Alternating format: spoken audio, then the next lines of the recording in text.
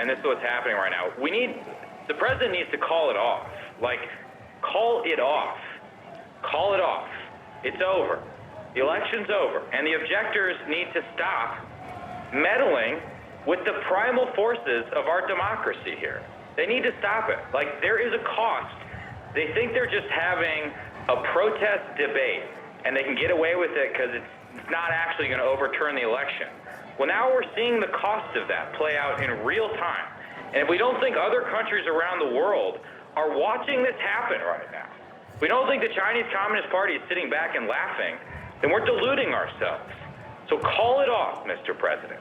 We need you to call this off.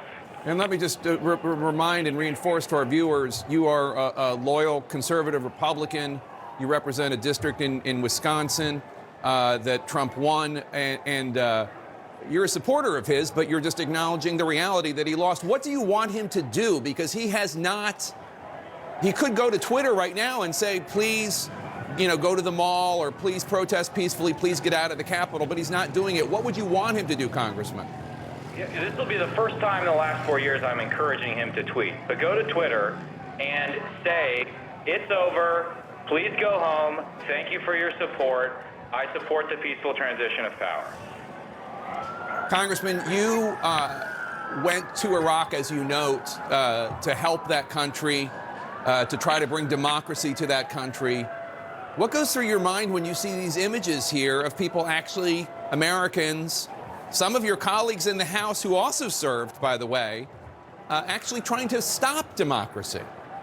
I don't understand it. I think it's easy to get lost in a maze of constitutional abstract arguments when common sense suggests that what we're doing here has no constitutional basis. And also, think how messed up it is to give thousands of people false hope that you can somehow change the result of an election.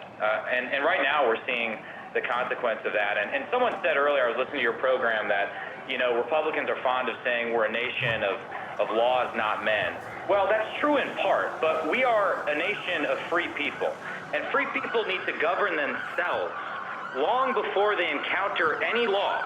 It's that holds the country together more than any law. And so there may not be any law against what the objectors are trying to do, but there are serious consequences every time we break an unwritten rule, a norm in this country. It is harder to repair than any statute or any statue. There are costs to what is happening right now.